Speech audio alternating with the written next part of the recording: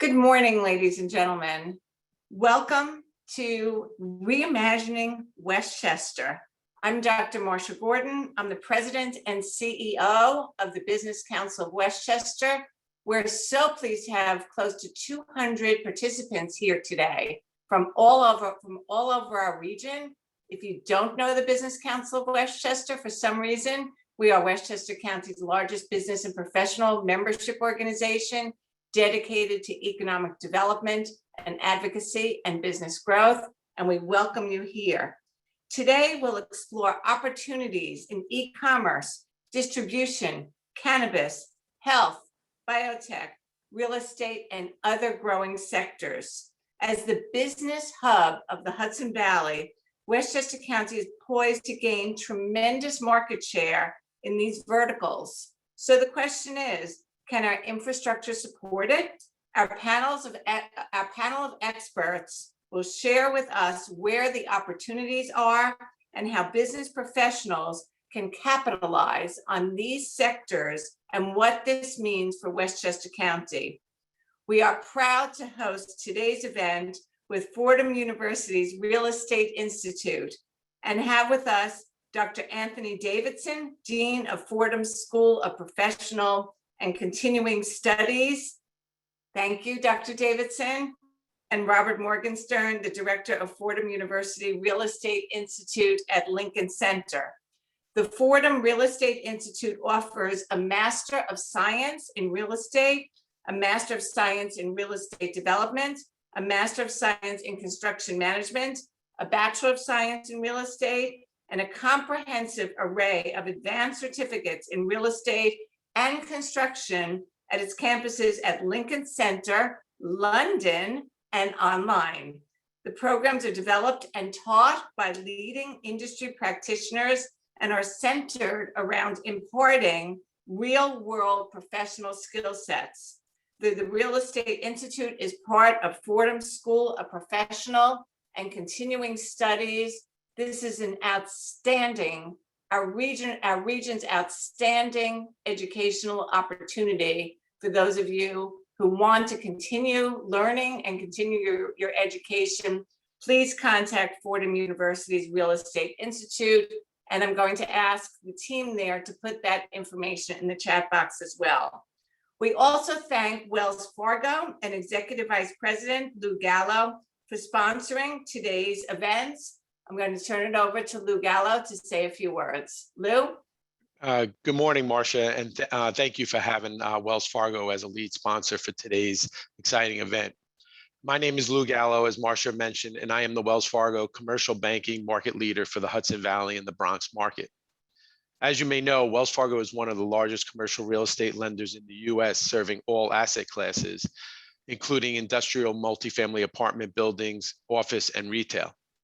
It is important for us at Wells Fargo to serve our local community, and it is our pleasure to support the Business Council today and throughout the year, as well as the business community.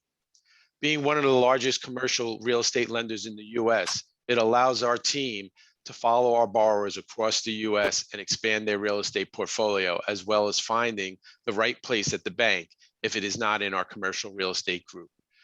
Like in our commercial real estate group, which serves the larger commercial real estate lenders and borrowers, as well as our multi-family capital and CMBS groups. Again, thank you, Marsha, and all the sponsors and panelists today for making this a successful event. Back to you, Marsha. Thank you, Lou, and everything Wells Fargo does to support the Westchester business community and the Westchester community at large. We much appreciate it. Special recognition also to our other sponsors, the County of Westchester. Of course, you'll be hearing more from Bridget Gibbons today, Rand Commercial, RM Friedland, and Simone Development Companies, as well as our partner in so much of what we do, the Hudson Gateway Association of Realtors, Hagar. Now, it's my pleasure to give you some background on our speakers today. After they all speak, I've asked them all to put their contact information in the chat box so that you can follow up if you have specific questions or follow-ups. First of all, and I will introduce them all, and then we will get to the questions. Matt Claster is the Vice President of Strategy and Corporate Development at Claripath, a medical robotics company in Westchester, in Hawthorne.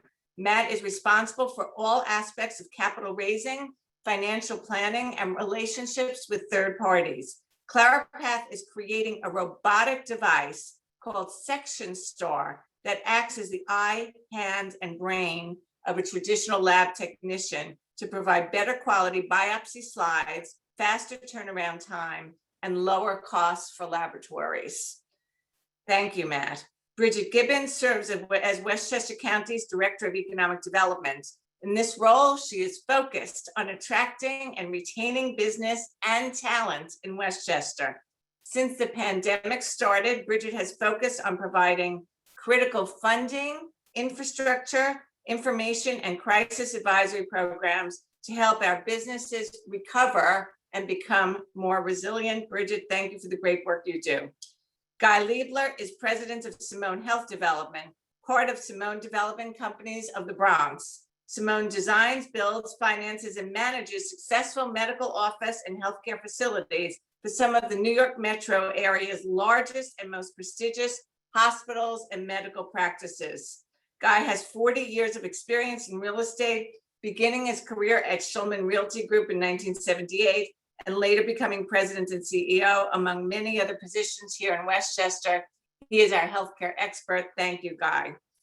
Connie Levine is the owner and CEO of Conrie Services Incorporated, a multi-million-dollar logistics company in Hawthorne.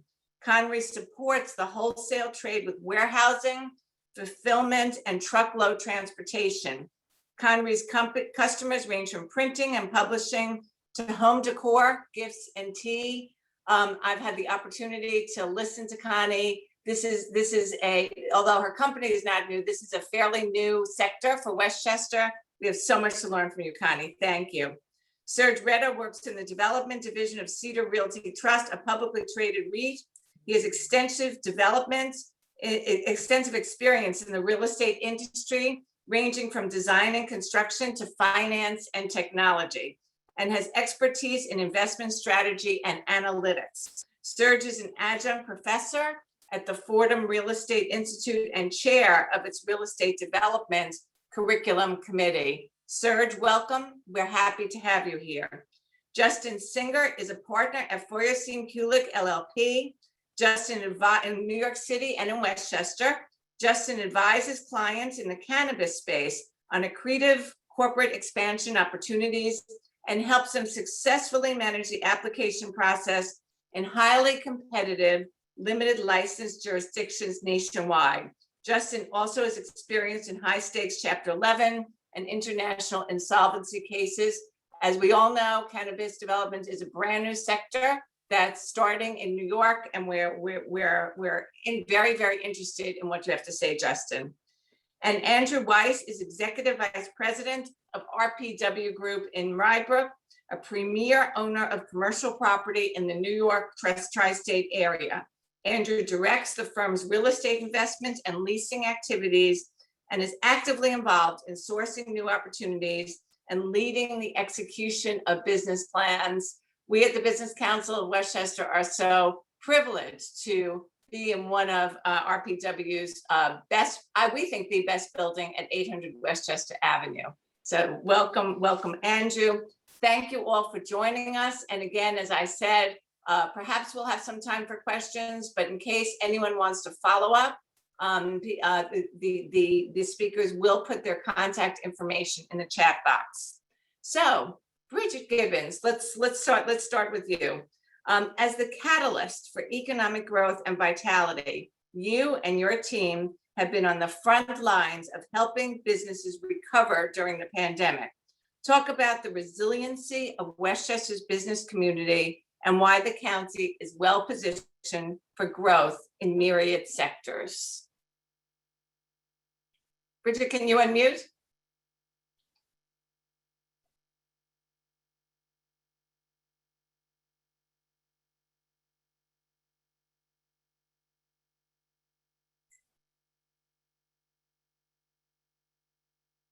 Amanda, maybe we can unmute Bridget. There you go. Okay. There I go. Sorry about that, everyone. Marcia, thank you so much for having me and for Fordham in putting on this great program.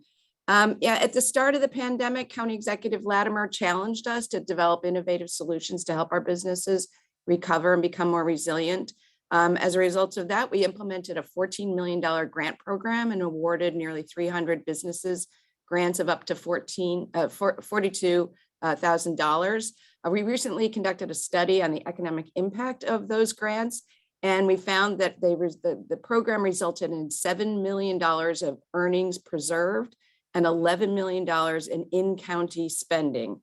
So for a total of $18 million of economic impact for that $14 million grant program. So it was highly successful. Another program that we implemented was Launch 1000, and that program gave up to 1,000 Westchester residents the opportunity to start a business. And we had over 600 people participate in this program, and we're now seeing some folks graduate. We're having about 50 people graduate from the program in the next couple of weeks, and they're already generating revenue. So we hope to renew that program for next year, but it's been highly successful. And our Westchester businesses are so smart. I'm blown away how they have pivoted, adapted, took the grant money and found other ways to keep their businesses going. And it's working. The recent DOL, the Department of Labor report showed that our metro area, which includes Rockland and Orange County, had the third highest growth rate in the state at 6.1%, comparing August of 21 to August of 2020. The hospitality sector is growing very well. We're excited about that. So 28.3% growth comparing this August to last August. And while the growth of the hospitality sector is impressive, we know that they still need help. So we will be holding a job fair on October 14th at the Marriott to bring together job seekers and employers. So if you're interested in attending, please email me. I will put my email in the chat. Thank you, Bridget. It's really a great return on investment. So congratulations. And one of the programs that we at the Business Council of Westchester have been so proud to partner with you on, with your great leadership, is Element 46. It's one example of the many critical business support systems available to entrepreneurs in Westchester County. Can you talk about the integral role this plays in the county's entrepreneurial ecosystem? Yep. So heading into 2021, we started implementing an economic development strategy that had us focus on key sectors: biosciences, advanced manufacturing, clean energy, and technology. And we are launching the third cohort of Element 46 this year, and we devised it to focus on the tech sector so that it's closely aligned with our overall economic development strategy. And Element 46 is an incubator for more mature businesses. We provide mentors, co-working space, as well as access to free professional services. So the goal is to really help these businesses who are kind of already started really go to the next level. In alignment also with our economic development strategy, we launched a Biosciences Accelerator program, and that also aligns with our focus on the biosciences as a sector, as a key sector. So we're in the third cohort of our Biosciences Accelerator. And really the strategy said to, the recommendations from the economic development strategy were to build out our entrepreneurial ecosystem, so to do more. So Launch 1000 aligns with that. But we know that we have some gaps in our entrepreneurial ecosystem. We know we need more equity, more inclusion, and we're currently working to grow a robust set of mentors to help our African-American businesses, our Spanish-speaking businesses. So we're looking for mentors and professional service providers, such as accountants and lawyers, who can volunteer into our pool to help those businesses really get to the next level. So if you're interested in volunteering, again, I'll put my email in the chat, but it's bgibbons@westchestergov.com. Thank you. Thank you, Bridget, and thank you for your great leadership and really for setting the stage today to some of the other industries as we all together reimagine Westchester. And one of the main sectors, as you mentioned, are life sciences. And so we're very, very pleased that Claripath has recently, about a year ago, joined us in Westchester. And we have today Matt Claster, the Vice President of Strategy and Corporate Development. Matt, as I said, you've recently moved and grown your space and team here in Westchester. Why was this the right move for you? And what was most appealing about Westchester County? Thanks, Marcia, first and foremost, and thanks to the Business Council of Westchester and to Fordham for having me. It's a pleasure for Claripath and myself to be here. Like you said, about a year ago, we were a 5-person team operating out of the New York Genome Center in Soho. We had about 1,500 square feet. And then things changed really quickly, and which, tends to happen with startup companies. You raise a bunch of money, you triple your team in a very short period of time. And so you're out looking for new space. So what brought us to Westchester? When we looked at options, we really looked at it through the lens of both the industry that we operate in, and then more broadly as just generally a fast-growing venture-backed startup, which I think a lot of companies are in that bucket. But first, being a medical robotics company, I would say we looked at 4 main things when we were choosing space. First and foremost, what's the supply of talent and the access, especially for us, specialized engineering talent, and certainly the proximity to New York City and the tri-state area gives us access to plenty of talent, frankly. Number 2, how close are we to our existing investors, as well as how close are we to the general venture capital community in the event we do need to raise more money. And again, Westchester, tri-state area, New York City, huge VC community. Third, what's the proximity to our suppliers and vendors? Our device has over 120 different vendors. Westchester is smack in the middle of all of them. So from a logistics perspective, it made sense for us. And then, most importantly, in the medtech biotech space, we needed to be within the ecosystem of our partners and our customers. And so, as we all know, we're in a very, very heavy biotech hospital system ecosystem with Northwell, with White Plains, with Regeneron, with Accorda, and plenty of small lab companies and device manufacturers. So we are, again, smack dab in the middle of our ecosystem, which just makes doing business a lot easier for a small company like us. We love hearing this. I see Bridget smiling because we talk about a lot when we talk about growing that biotech sector. So what do you think are the most important assets that the community can do to support you and encourage more life science and bio innovation in Westchester? Yeah, we really want to hear this, Matt. That's a good question. It comes down to incentives. And I think the incentives can be broken down both at the county level and then more specifically amongst landlords, especially for small companies. So I think the county has done a fabulous job with incentives, whether or not it's opportunities for grants, recruitment support, relationship management support, which the Business Council does so well for us. But then on the landlord side, I think being in the biotech business for landlords, a lot of people want to do it. And especially these days, it's hot, but I think landlords need to be prepared to make the investment because we're not traditional tenants. We require specialized space. And especially for a company like us, there are things like power requirements. There are things like building clean rooms, access to compressed air, purified water, specific ISO and lab certifications.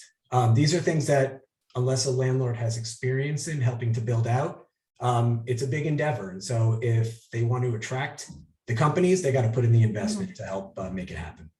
I think that's a very good message. And I know on this call, there are many people in all aspects of the real estate business. So I think that's a very, very valid thing to say.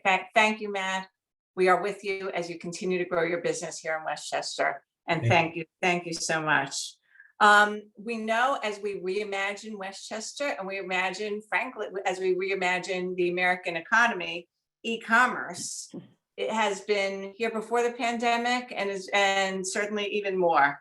And Serge Reda is an expert. So Serge, consumer behavior has always affected retail real estate, but e-commerce, as I said, combined with COVID, has altered that dynamic dramatically. How is COVID continuing to reshape retail real estate? Thank you very much for that question, Marcia, and thank you very much for having me here today. That's obviously a pretty heavy question, so I think I'll probably only have time for one question, but I'll try to keep it as brief as possible. It's very clear that consumer behavior has always affected retail real estate, but this may seem like a very obvious and sophomoric statement, but Clearly, during the pandemic, we all know that we were all required to stay indoors or at home for greater periods of time, and we were expected to social distance when we did go outside. But the real point here is that now that we're in sort of a post-pandemic condition, although certainly not a post-COVID condition, we may never be in a post-COVID condition, those behaviors have stuck around as consumer choices. People are simply choosing to stay at home more often and are choosing to social distance when they go outside. That also sounds very obvious and sophomoric, but the consequences of that shift in consumer behavior for retail, real estate, and frankly, all real estate are profound.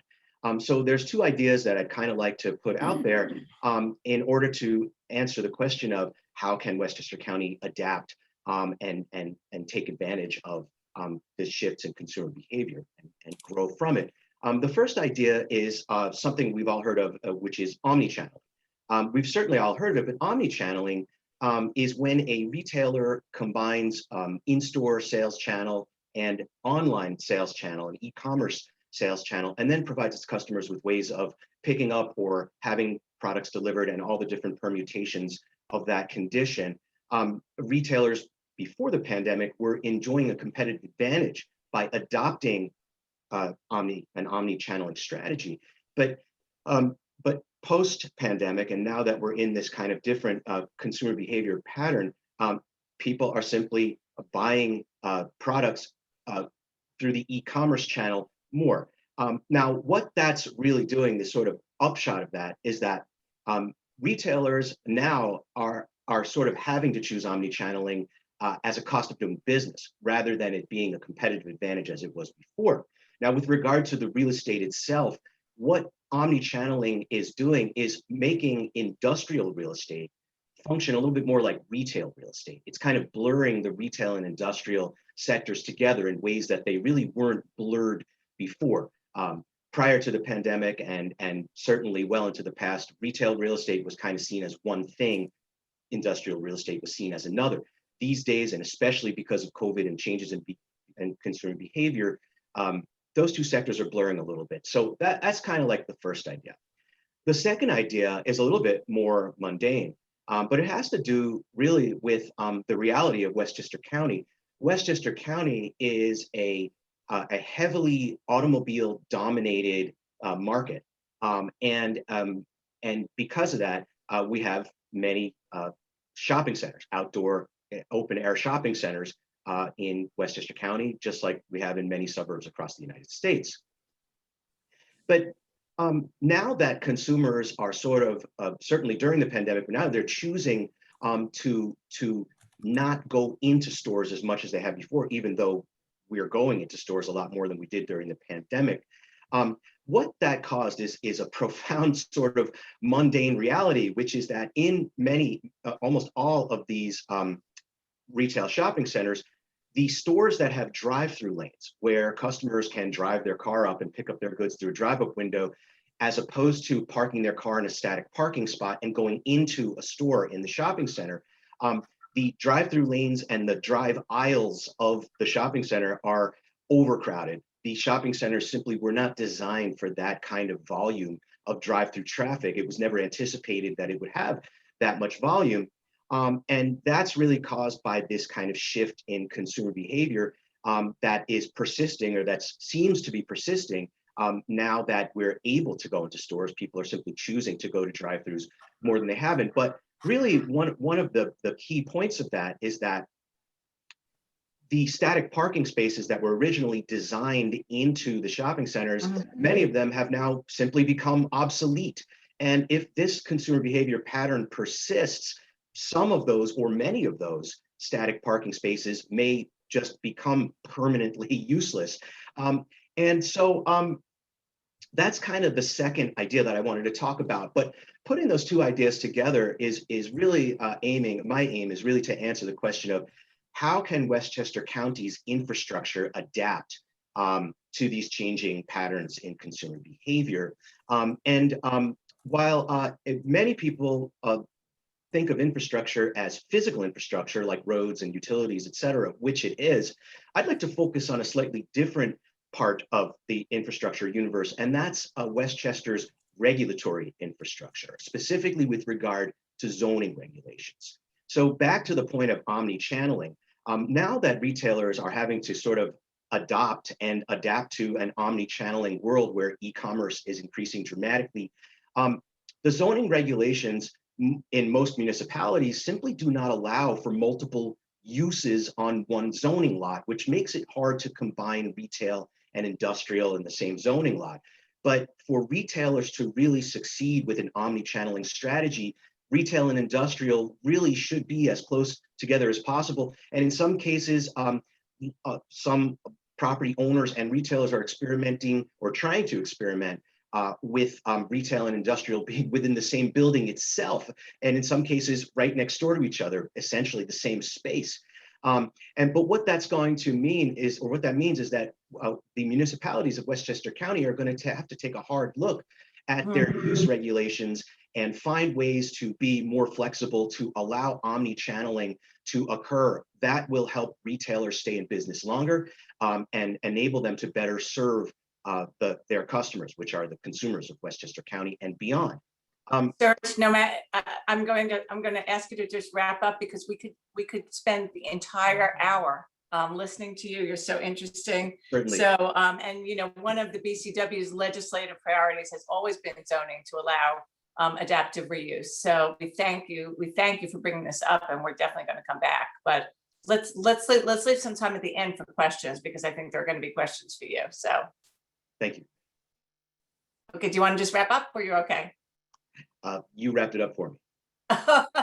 Okay, well, thank you so much. And no wonder, you know, if listening to Serge Retta is not a great endorsement for the quality of people involved with Fordham's Real Estate Institute, you're amazing. Could have listened to you all morning. And now we are privileged also to listen to Guy Liebler, who I think a lot of what you said probably rang very, very true as one of the leading developers in Westchester County for many years. And Guy, is part of the trends Westchester County is and will experience for healthcare, especially, which is the largest sector in Westchester, and life sciences, as well as other opportunities, the following needs must be recognized and evaluated: education for STEM, locating an engineering college in Westchester, a multifunctional and dynamic transportation system, housing, labor force, utilities, including electric network, availability of natural gas and broadband, zoning, boy, some of the same themes are coming up. Economic development funding, how the money can be used for long-term investment as well as short-term needs. So my question specifically to you, Guy, is will the growth of Regeneron, which is amazing, act as a beacon to bring the life sciences industry to Westchester as IBM was for technology in the 60s and 70s? I think the answer is yes. And the second part of that is I sure hope so. And there's every reason to believe that Regeneron will act as the beacon, the 800-pound gorilla that IBM served in Westchester really in the 1960s and the 1970s.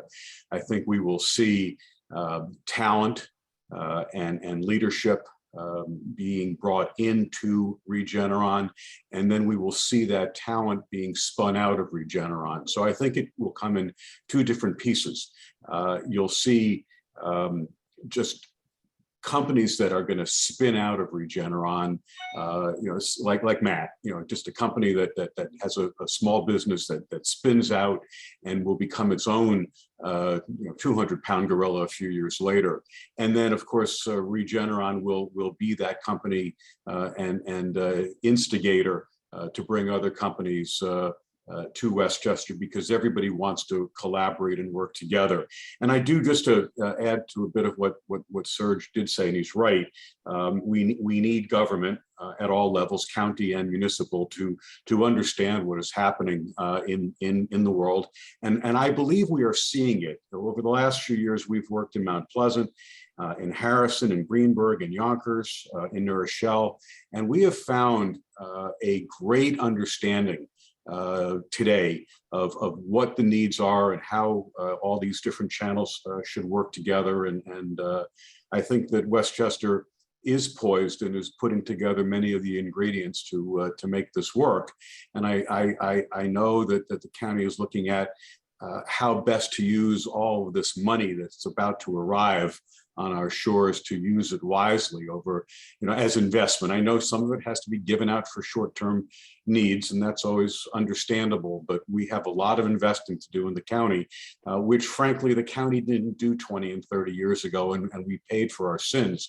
But I think we have much better vision and certainly good leadership today to accomplish that.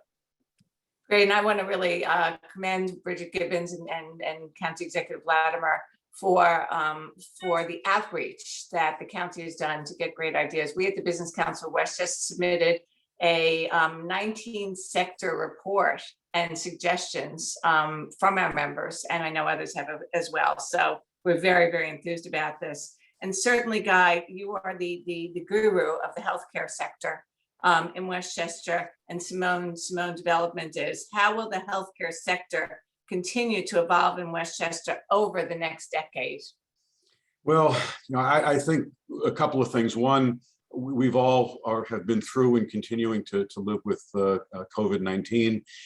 It's made everyone smarter. And I think we recognize that healthcare and life sciences will merge as years go by, and research from the bench needs to get, as they say, to the bedside, not to use everybody's phrase, but it is true. And we are seeing tremendous amount of investment, of cooperation. The hospitals will continue to get stronger. I think there certainly needs to be reinvestment. We're seeing reinvestment in our hospitals, one through philanthropy, the other through government, and healthcare will remain a very, very important component of our economy in Westchester County. We need to support that with bringing in labor. We've seen tremendous amount of nursing burnout, even physician burnout over the last 18 months. So that needs to be recognized and rebuilt. But we are all very, bullish on our healthcare, and also very thankful and grateful for those that provide it to all of us. We'd be lost without them. Absolutely. We are so fortunate to have such outstanding world-class healthcare in Westchester of every type. Thank you, Guy. Thank you for your insight. Do want to remind everyone that this is on social media. If you want to share it, it's on Facebook and LinkedIn. So please share it. And also, this seminar will live in the BCW's Business Resource Center, so you can direct people to it and share it afterwards. And again, we may have some time for questions. So if you have some questions, please put them in the chat box, and we will try to get to them. Connie Levine, the president of Conrie Services in Hawthorne. Connie, your company keeps evolving. You shifted your initial business model from printing to warehousing to distribution. Talk about the importance of versatility in your industry. Thank you, Marcia. Good morning. Thank you to the Business Council of Westchester for inviting me to join you. And yes, Conrie Services started more than 70 years ago as a Manhattan-based printing company. In the early 90s, we realized that printing was moving offshore, particularly to Hong Kong.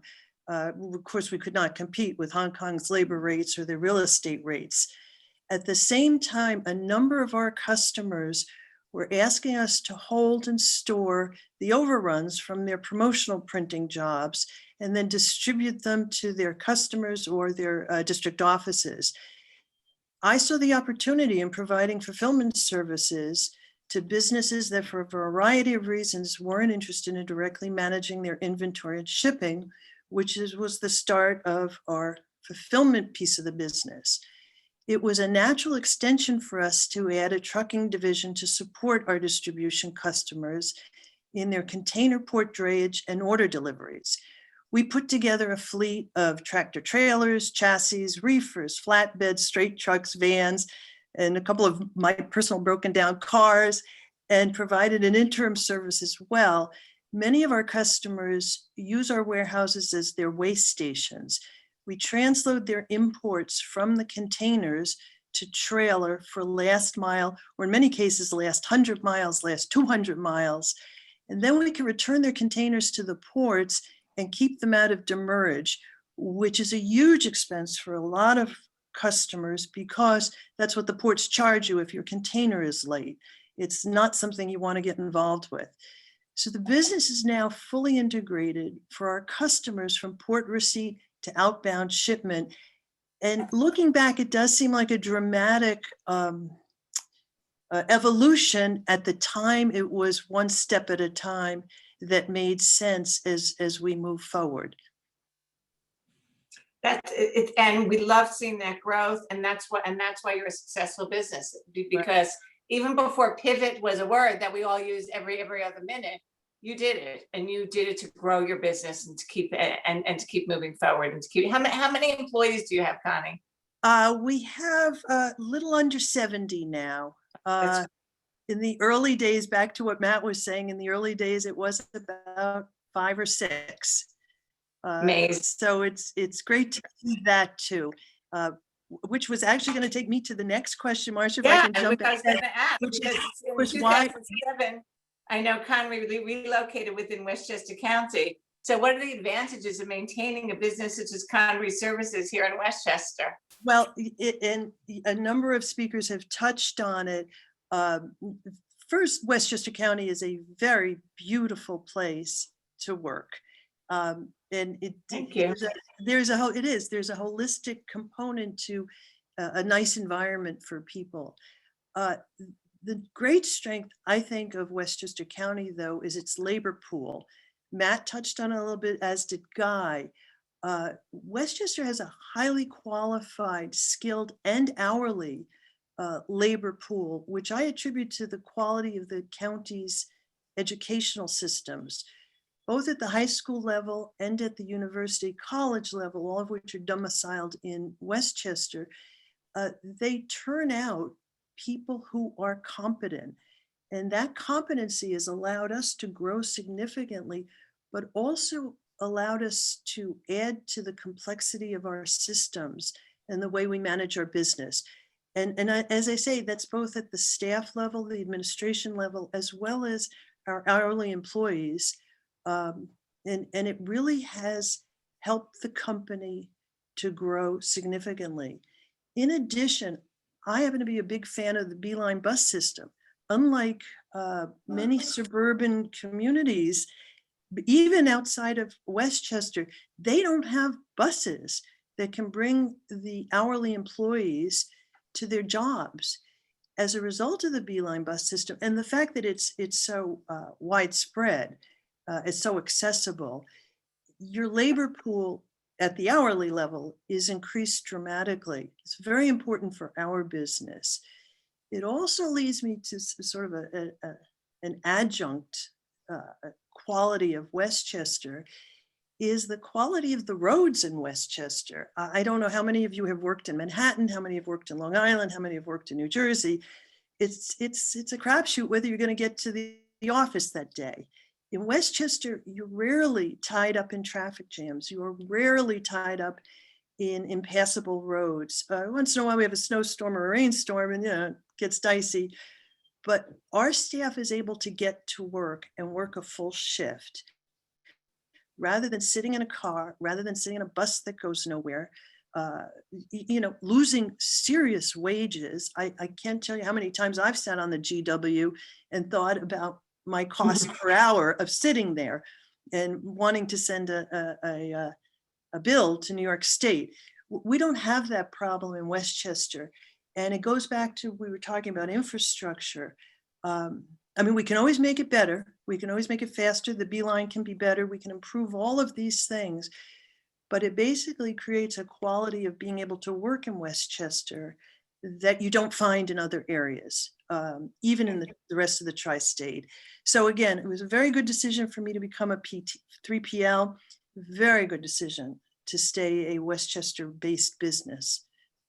And Connie, we are so proud and grateful to have you here and to hear what you have to say, because we love all of that, the Beeline and the infrastructure and the roads and the talent. So thank you so much, and we look forward to learning more from you as this sector and this vertical continues to grow in Westchester County, and as you continue to grow in Westchester County. So welcome.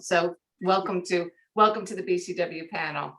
Andrew Weiss, RPW Group Executive Vice President. Andrew, as we come out of COVID, what are tenants' most important criteria as they evaluate their office space needs?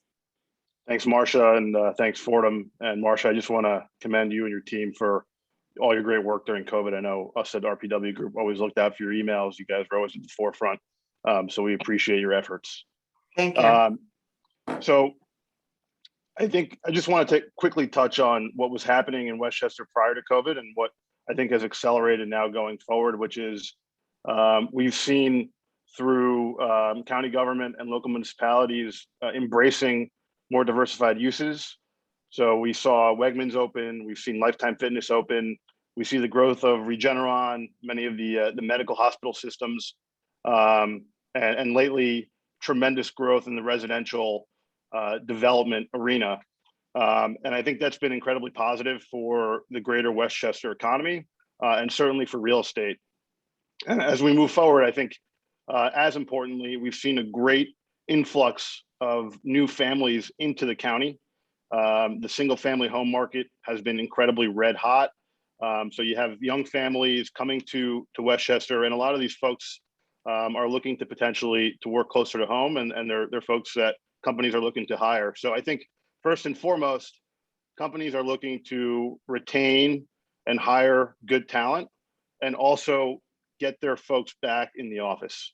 And so I think as tenants in the market look for new space, it really comes down to four things. First is having strong building ownership that has the ability to invest in the assets, both COVID related with air filtration, all the things that we've heard through the last 18 months, but I think also investing in amenities, new lobbies, new cafeterias, new conferencing centers where people can socially distance. And perhaps you don't need to pay rent on a large conference room in your space, but your building might have that where you can rent it on a half day or full day basis. And interestingly, also now a lot of companies are looking at where are the new residential developments, where now for the first time my employees can afford to live in Westchester, perhaps in a studio 1 or 2 bedroom apartment. So we're seeing companies really take a good look at where are the residential developments currently online and coming online, as well as where are the attractions, the Lifetimes of the world, the Wegmans of the world, that my staff will be excited to live and work near to. So I would say overall we're bullish about Westchester and where we're headed. That's great. We love, and really, we've talked for years about what this new adaptive reuse is going to mean. And I think we're living it right now, right? It's really, really happening. So Andrew, how will the ownership profile of real estate in Westchester evolve in the coming years? So I think historically, Westchester has been, the major assets have been owned by large families and some institutional owners. I think as we move forward, not only in Westchester, but I would say throughout the region, real estate has gotten more institutional. You're seeing REITs, you're seeing funds, and of course you're seeing the large families that are well capitalized continue to expand and invest. And I think that trend will continue. I think Westchester has gotten a lot of good buzz, as it should. And so I think we're starting to see new players certainly looking at assets in the market. And as we do continue to come out of COVID, it will be interesting to see sort of who does begin to invest, new players begin to invest in the county. And we hope that they do, because it's a great place to work and live. That's great. Well, thank you, Andrew. Again, if anyone has any questions, I think we'll have a little bit of time at the end of the program for some comments, or if any of the speakers have any other comments, we welcome you to think about that. And finally, and I think one of the most interesting sectors that's really about to happen, it's happening now with Governor Hochul's support, is the cannabis industry. And Justin Singer is a partner at Forrest & Kulik LLP in New York and Westchester. And I've learned a lot from Justin. So Justin, can you talk about the expansion opportunities you now see in the cannabis space in Westchester compared to other parts of the country? And I know you work nationally as well. Yeah, thanks, Marcia. Thanks for having me. You're right. I mean, all eyes are on New York right now with the passage of the MRTA and the Cannabis Control Board appointments finally being made by the governor and Senate and Assembly leadership. Within the industry at large, all eyes are on New York because this is poised to be a huge multi-billion-dollar market. And within New York, there's a ton of opportunity within the Westchester area and a ton of interest from clients across the country who want to bring their brands and their operations to this area. I think a good example of what that opportunity looks like is state of Illinois, which started their adult use cannabis program. They're in their second year now. And about starting in February of last year, the tax revenue that was generated by the sale of cannabis exceeded the tax revenue that was generated by the sale of alcohol in the state of Illinois. And it's been that way ever since February. I think that just goes to show the amount of opportunity that there is and there's just the size of the industry that's going to be the same here in New York. And it's baked into the bill in terms of what that opportunity looks like. There's a 4% local sales tax baked into the bill, and that's a big opportunity for communities in Westchester. 3% of that sales tax goes directly to the municipality, and 1% of it goes to the county. So, the cities, towns, and villages within Westchester control their own destiny in many ways because what is in this bill is the opportunity for those cities, towns, and villages to opt in or opt out of retail sales within their borders. They have to make that decision by December 31st. I know it's a big decision that a lot of the municipalities are talking about right now. And it's a new industry, so rightfully so. There's a lot of stigma that's still attached to cannabis. There's a lot of education that has to go into it. Folks don't necessarily understand what it means when a dispensary comes to their town. How does it operate? What does the security look like? Who can get access? What does the inside of a dispensary even look like? This is the process that is going on at the local level right now.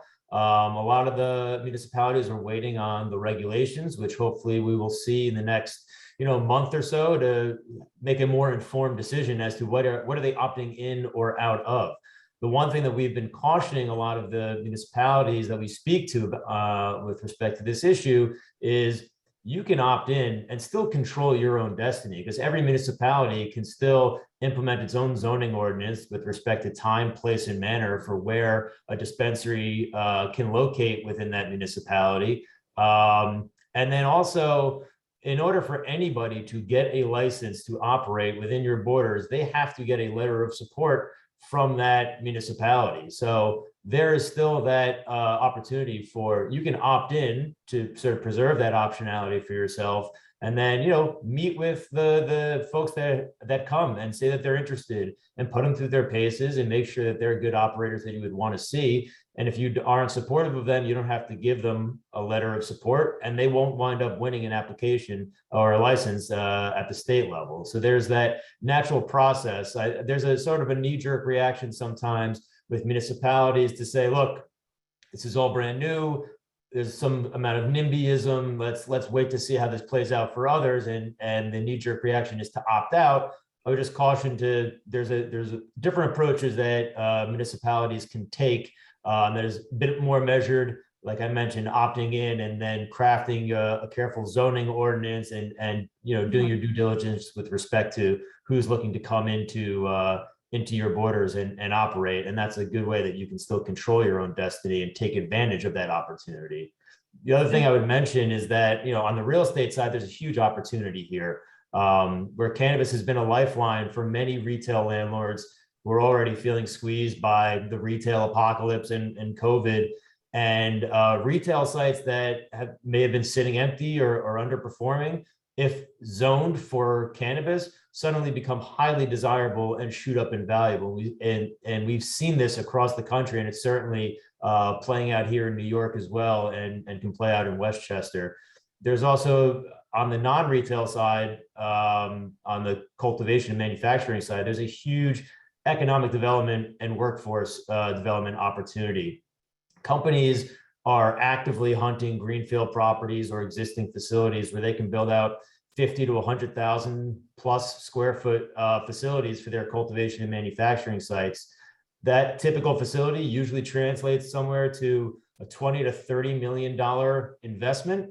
And it's not uncommon for companies to look for sites that are blighted or have been vacant that they can go in and rehabilitate. And that's all part of the story that you want to tell when you're putting in your application about what makes it a compelling project for the state to want to support.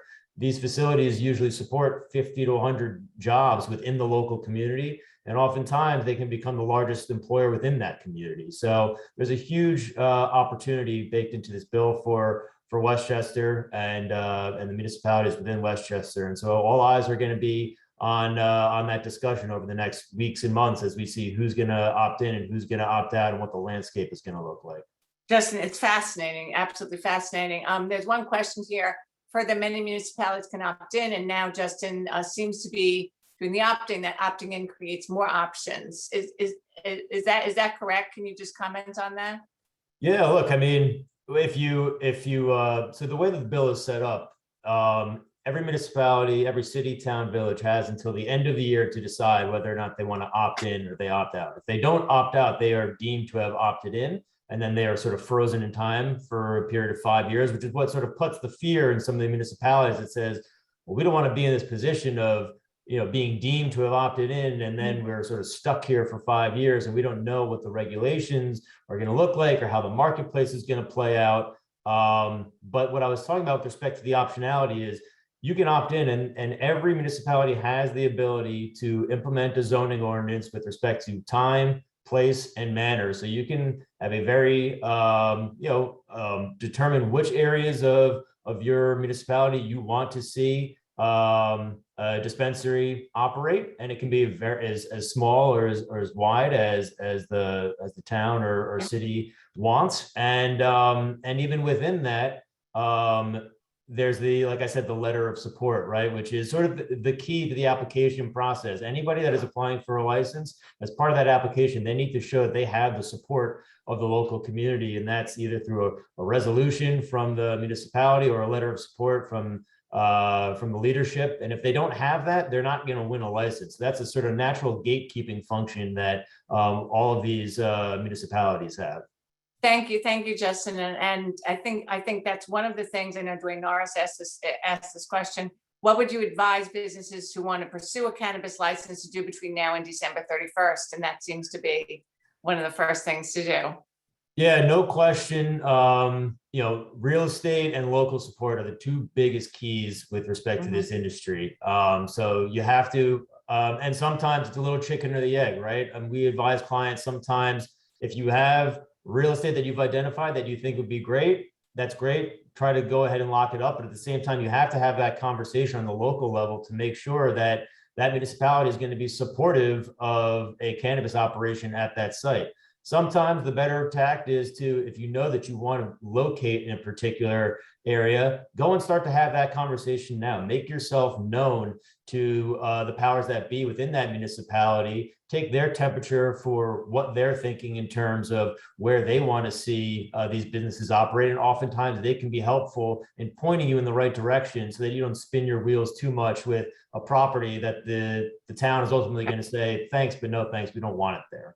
Absolutely. And I think, Justin, that probably covers the second question I was going to ask you in terms of best practices for investors and entrepreneurs to consider in order to successfully manage the process in such a highly competitive market.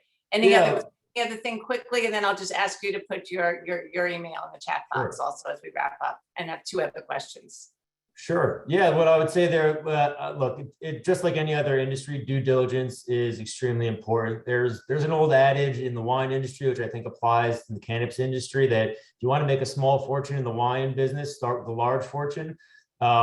Same can be said in cannabis. It's extremely capital intensive, especially on the production side, and traditional lines of capital are not available, although more and more so, more institutional money is coming off the sidelines, and there's lots of funds that are out there, and more on a daily basis, capital is available. But it's also one of the most highly regulated industries in the country, with a heavy tax burden in the near term for the 280E federal tax issue. There is tremendous upside over the next 5 to 10 years, but you need to go into this opportunity with eyes wide open. Thank you, Justin. Very, very fascinating. What fascinating insights from so many different ways to reimagine Westchester. I'm just going to ask 2 really quick questions. Bridget, I think this one you could probably address very quickly, because I know that one of the sectors that the county is going to focus on and will focus on is sustainable energy. And there's a question about sustainable energy. Solar wind is another sector growing with the need for many skilled workers. Would love to hear more about this in the future, especially as public-private partnerships are developing. So Bridget, other than saying that we are working on it and you are working on it, anything else to add there? Yeah, we are focused on understanding what is happening in our region around particularly wind, offshore wind, and how Westchester can participate in that, and how we can get our workforce trained to participate in that. So it's evolving. I spend probably half my week focused on renewables and how we can get Westchester County workforce trained and get those businesses growing in Westchester. And what's so exciting for those of us in the economic development field is we're learning so much from all of you about these new sectors. And Connie, especially, there was a question about your views on the role of distribution for Westchester in the future. Can you speak about the potential for growth in the distribution industry in Westchester County? Well, I think anyone who has read a newspaper recently or listened to a TV report knows that supply chain is exploding. We talked earlier about, Serge was talking about Omnichannel, and that is contributing certainly to it, but also the county is growing, but America is growing, and the demand for goods is really unparalleled. So to the extent that we can continue to develop warehousing space, and it's not really industrial space, because it's not manufacturing, but it does require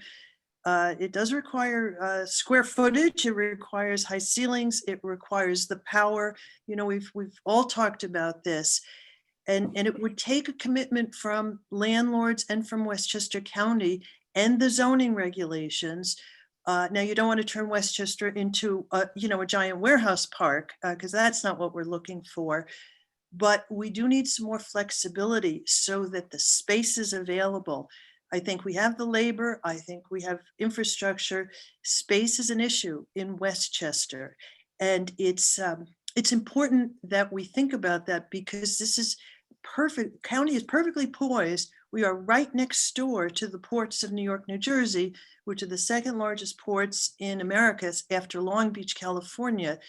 And to be able to be in proximity to where the goods are actually arriving is a fantastic advantage for the county if we have the ability to put them somewhere. And it's a physical thing. It's a physical cube that you need. So thank you, Connie. Thank you. Boy, we have heard so much, so many different aspects of reimagining Westchester County. And we thank you all. You have been an amazing panel. You have shared so much. We especially thank our great partners at Fordham Real Estate Institute for partnering with us. We love this. We love this partnership. We could not do this without you. So thank you, Dr. Davidson and Robert Morgenstern, and please check out their wonderful educational programs. To Wells Fargo, thank you so much for your support. The County of Westchester, Bridget, thank you for everything you do. Rand Commercial, RM Friedland, Simone Development Companies, and our friends at the Hudson Gateway Association of Realtors. This has been very, very informative. We promise we are already planning our next program together. We look forward to your input. We believe that we could take any one of these sectors and expand upon them. And we look forward to working with you. Thank you for sharing your expertise, all the panelists. We wish you a great day. Stay healthy, and let's all keep moving forward together. Thank you all from the Business Council Westchester. and Fordham University Real Estate Institute. Enjoy. Thank you.